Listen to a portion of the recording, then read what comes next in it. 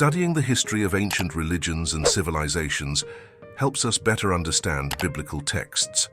Let's explore the religious system of the Sumerians and its similarities with Semitic and Hebrew cultures.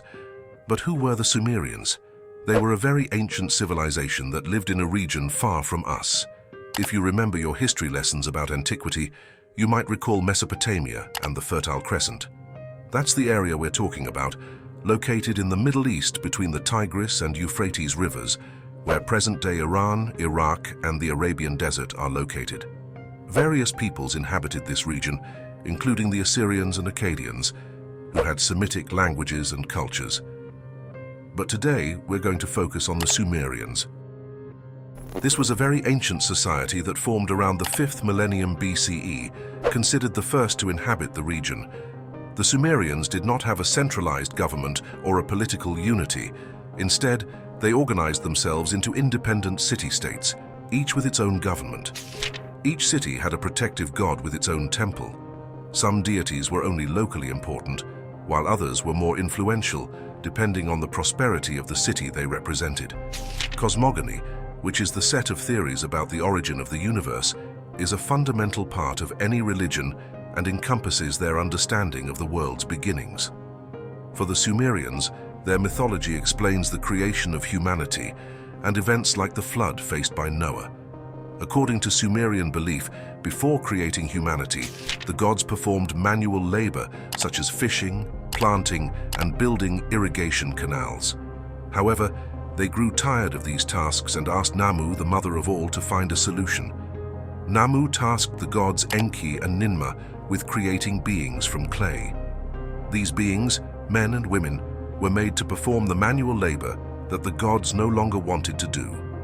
After many years of servitude, the humans revolted against the gods and refused to continue working. In response, the god Enlil decided to exterminate humanity with a great flood.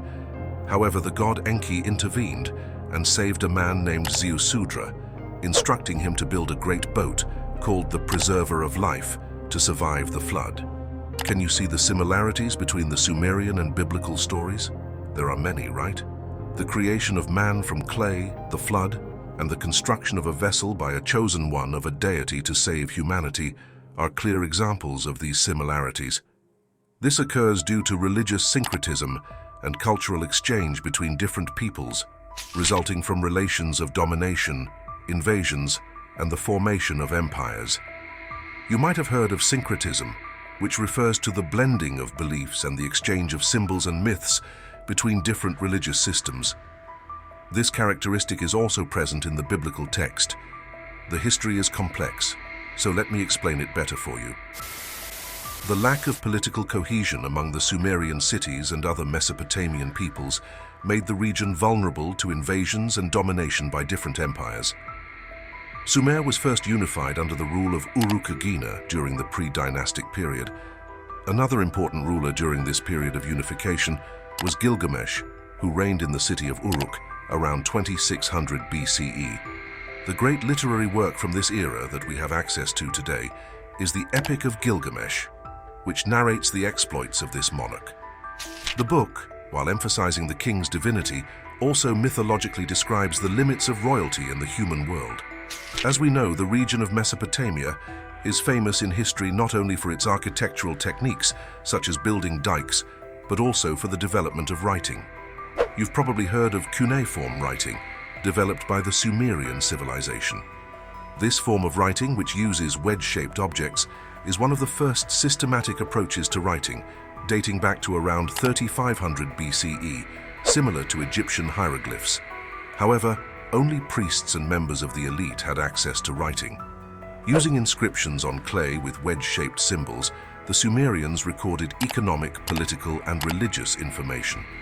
These records, discovered through archaeological research, allow us to understand the Sumerian religious system. Sumerian mythology is incredibly rich and reflects many aspects of their culture. To give you an idea, their religious writings recorded approximately 3,600 deities. Experts in the history of religions understand that the existence of so many gods can be explained by the belief that what happened on Earth was a reflection of the divine realm. Just as there were many kings on earth, there were many gods in the heavens. Another feature of this religious system is the closeness between humans and gods, along with the anthropomorphic descriptions of deities. Religious rituals helped the Sumerians deal with natural phenomena.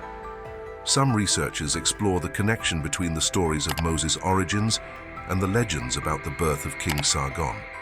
This king was responsible for unifying all of Mesopotamia during the Akkadian Empire. Although his reign was brief, it marked the history of this region due to imperial domination and the unification of territories. Sargon's reign was interrupted by invasions from the Gutians and Elamites, which led to the start of the Neo-Sumerian Empire. Before the Christian era, the invasion of the Amorites initiated Babylonian rule over the entire region. Some scholars believe that parts of the Old Testament, such as the Exodus, reflect not only the trauma of the Hebrew people's dispersion, but also their desire to reclaim their lands. Throughout these historical processes of empire formation and invasions among the Babylonians, Sumerians, Assyrians, and other peoples, it's important to highlight the religious syncretism that emerged from these conflicts. Experts believe that there was a certain degree of religious tolerance among these peoples and an ability to assimilate gods from different regions, especially among the Sumerians. The word Anunnaki originates from the Sumerian language and can mean descendants of royalty, or those who came from heaven, referring to a group of deities. In Sumerian, Akkadian, and Babylonian mythology, these deities are descendants of the earth goddess Kai and the sky god Anu. An example of an Anunnaki is the air god Enlil. In Joseph Campbell's book, The Hero with 1,000 Faces, he includes a passage from the Sumerian myth about the descent of the goddess Inanna into the underworld. In this tale, the Anunnaki appear as judges of the underworld. The goddess Inanna is a very important deity in Sumerian belief, known for her strong sexual energy. Now, let's talk about an interesting and quite current topic. In recent years, new contemporary myths have emerged from interpretations of Sumerian religion and the Old Testament. Instead of focusing on the cultural exchanges and religious syncretism of ancient peoples, some conspiracy theories create new myths about the origin of human life. For example, the writer Zecharia Sitchin, a journalist and self-taught scholar of ancient languages, formulated conspiracy theories that identify Sumerian deities as extraterrestrials. These theories attract curious individuals and religious groups who create assumptions based on Sitchin's literary works, even though his ideas lack archaeological or historical support.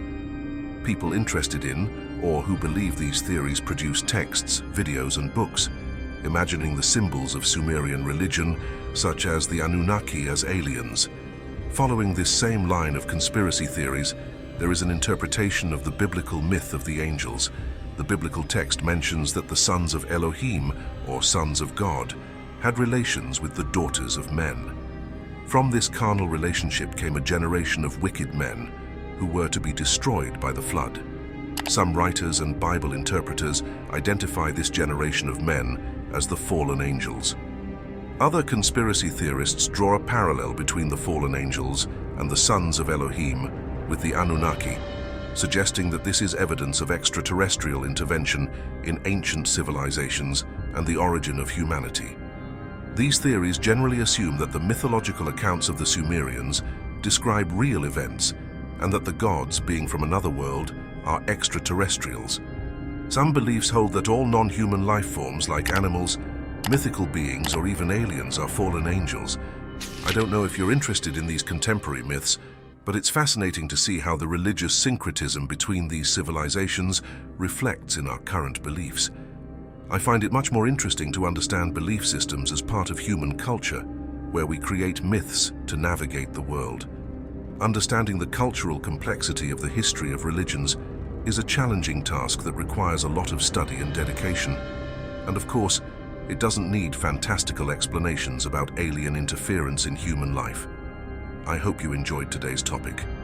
See you soon. And before you go, don't miss these 2 videos I've selected just for you. They're full of deep knowledge and fascinating discoveries that you'll love. God bless, and see you next time.